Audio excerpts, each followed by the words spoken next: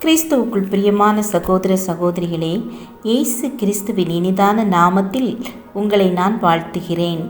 இன்றைய நாளுக்கான வேத வசனம் யோவான் எழுதின சுவிசேஷம் 10ஆம் அதிகாரம் 10ஆம் வசனம். திருடன் திருடவும் கொல்லவும் அழிக்கவும் வருகிறானே அன்றி வேறொன்றுக்கும் வரான். நானோ அவைகளுக்கு ஜீவன் உண்டாயிருக்கவும் அது பரிபூர்ணப்படவும் வந்தேன். எருக்கூர் என்னும் ஊரில் நீலகண்டன் என்பவன் தன் மனைவியோடு வாழ்ந்து வந்தான். அந்த ஊரில் திருடர்கள் நடமாட்டம் அதிகமாக இருந்தது. அவர்களிடம் விலை உயர்ந்த பொருட்களை பறி கொடுத்தவர்கள் அரசரிடம் அழுது புலம்பினர். அந்த திருடர்களை பிடித்து கொடுப்பவர்களுக்கு 100 பொற்காசுகள் பரிசு என்று அறிவித்தார் அரசர். காவல் இருந்த வீரர்கள் எவ்வளவோ முயற்சி செய்து பார்த்தனர். அவர்களால் திருடர்களை பிடிக்க முடியவில்லை. ஒரு நாள் இரவு நீலகண்டனும் அவர் மனைவியும் வீட்டில் தூங்கிக் கொண்டிருந்தனர். ஜன்னலை திறப்பது போன்ற ஓசை கேட்டு நீலகண்டனின் மனைவி விழித்து கொண்டாள்.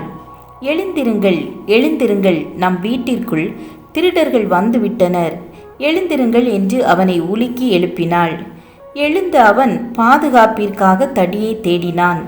அப்போது திருடன் ஒருவன் ஜன்னல் வழியாக உள்ளே வந்தான். அவன் கையில் பளபளவென்று கத்தி மின்னியது.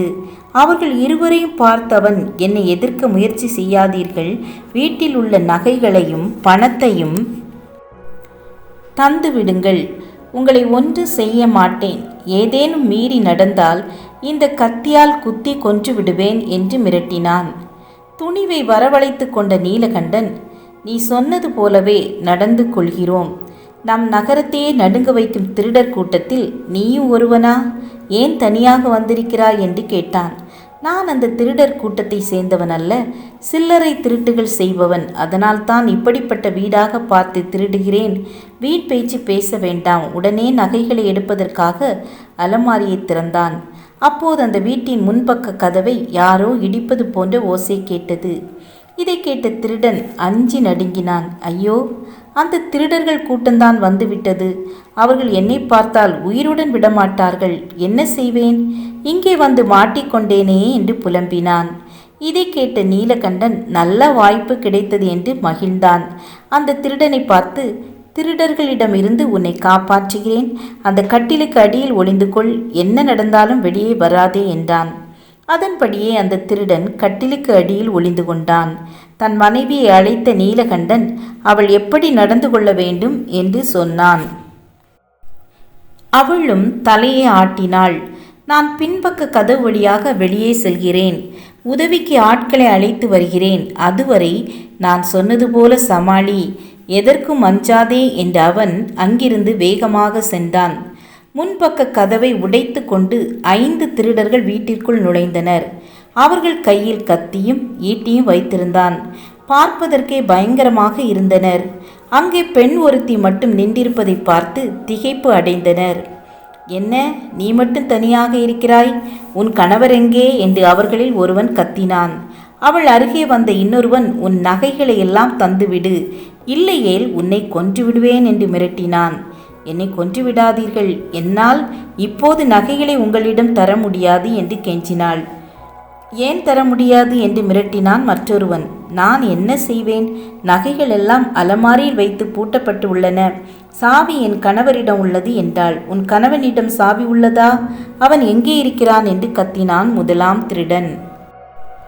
நடுங்கியபடியே அவள், உங்களை பார்த்து அஞ்சி அவர் கட்டிலுக்கு அடியில் ஒளிந்து கொண்டார் என்றாள். அப்போதுதான் அவர்கள் கட்டிலுக்கு அடியில் ஒருவன் ஒளிந்து இருப்பதை பார்த்தனர். ஏ கோழையே, நீயும் ஒரு ஆண்மகனா? மனைவி எங்களிடம் சிக்க வைத்துவிட்டு நீ ஒளிந்து கொண்டாயா? எழுந்து வெளியே வா என்று கோபத்துடன் கத்தினான் அவர்களில் ஒருவன். ஐயோ, ஆபத்தில் சிக்கிக் கொண்டேனே என்று நடுங்கிய அந்த திருடன் வெளியே வர தயக்கம் காட்டினான். கோபத்துடன் கட்டிலை புரட்டி போட்ட அவர்கள் அவனை தூக்கினர். நான் அவள் கணவன் அல்ல, உங்களைப் போன்ற திருடன் நான். அவள் பொய் சொல்கிறாள், என்னிடம் எந்த சாவியும் இல்லை, நான் சொல்வதை நம்புங்கள் என்று கதறினான். எங்களை பார்த்துவிட்டு கட்டிலுக்கு அடியில் ஒளிந்து கொண்டாய், இவள் உன் மனைவி இல்லை என்கிறாய், திருடன் என்று சொல்லி எங்களை ஏமாற்ற பார்க்கிறாய். இப்படிப்பட்ட கோழையை நாங்கள் இதுவரை பார்த்தது கிடையாது. இவனை உயிருடன் விடக்கூடாது என்று கோபத்துடன் கத்திய அவர்கள் அவனை அடிக்கத் தொடங்கினர். அவர்களின் உதையை தாங்க முடியாத அவன், நான் சொல்வதை நம்புங்கள், நான் இவள் கணவன் அல்ல என்று கதறி அழுதான். அவர்களோ அவனை அடிப்பதை நிறுத்தவில்லை. விரைந்து செயல்பட்ட நீலகண்டன் அரண்மனை வீரர்களை அழைத்து கொண்டு அங்கு வந்தான். எல்லா திருடர்களும் சிக்கிக் கொண்டனர். வீரர்கள் அவர்களை கைது செய்தனர். இப்படி எதிர்பாராமல் சிக்கிக் கொண்டோமே என்று திருடர்கள் அதிர்ச்சி அடைந்தனர். நீலகண்டனும் அவர் மனைவியும் சேர்ந்து செய்த சூழ்ச்சி அவர்களுக்கு புரிந்தது. நீலகண்டனிடம் வீரர்களின் தலைவன், ஐயா, உங்களின் அறிவு கூர்மையால் தான் இவர்கள் எங்களிடம் சிக்கினர். எத்தனை நாட்களாக இவர்களை பிடிக்க முயற்சி செய்தோம் தெரியுமா? உங்களால் எப்படி பாராட்டுவது என்றே தெரியவில்லை என்றான். உதைப்பட்டு முனகிக் கொண்டே தரையில் கிடந்த முதலாம் திருடனை அவன் பார்த்தான். ஏன் இவனை இவர்கள் இப்படி அடித்து இருக்கின்றனர்? இவனும் இந்த கூட்டத்தை சேர்ந்தவனா? இவனையும் கைது செய்யட்டுமா என்று கேட்டனர். இவன் சிறிய திருடன், இவனுக்கு தண்டனை கிடைத்துவிட்டது. இனி இவன் திருட மாட்டான், இவனை விட்டுவிடுங்கள் என்றான் நீலகண்டன். அடுத்த நாள் அரசவைக்கு வந்து நீலகண்டனை அரசர் பாராட்டினார். சொன்னது போலவே 100 பொற்காசுகளை அவனுக்கு பரிசாக தந்தார். அவனும் மகிழ்ச்சியுடன் பெற்றுக்கொண்டான். ஆம் என கண்பானவர்களே, இக்கதையில் நீலகண்டன் என்ற மனிதன் படித்தவனோ உயர்ந்த பதவியில் இருப்பவனோ அல்ல. ஆனாலும் நாட்கள் பொல்லாதது என்பதை உணர்ந்த அவன் தனக்கு கிடைத்த வாய்ப்பை நன்கு பயன்படுத்தி கொண்டான். அல்லாமலும் திருடனுடைய முகாந்திரம் என்னவென்று நமக்கு நன்றாய் தெரியும். அதை வேதமும் இவ்வாறு கூறுகிறது. இதனை நன்கு அறிந்த நீலகண்டன் தன் ஜீவனுக்கு ஆபத்து வரும் என்று தெரிந்தும் தைரியமாய் அந்த திருடர்களை எதிர்கொண்டு தன்னையும் தன் குடும்பத்தையும் பாதுகாத்து கொண்டான். பாதுகாத்தது மாத்திரமல்ல, தன் தலைமுறைக்கும் தேவையானதை சம்பாதித்து கொண்டான். ஆம் தேவ பிள்ளைகளே, நாம் வாழ்கின்ற இந்த நாட்கள் மிகவும் பொல்லாதது. நாம் தான் எல்லாவற்றையும் மிகுந்த கவனத்தோடு பிரயோஜனப்படுத்தி கொள்ள வேண்டும். எபேசியர் 5:16 இப்படியாய் எழுதப்பட்டுள்ளது, நாட்கள் பொல்லாதவைகளானதால் காலத்தை பிரயோஜனப்படுத்தி கொள்ளுங்கள். ஜெபம் செய்வோம். கிருபையும் இரக்கமும் நிறைந்த கர்த்தாவே, நாங்களும் காலத்தை பிரயோஜனப்படுத்தி கொள்ளுகிற ஞானத்தை எங்களுக்கு தாருங்க.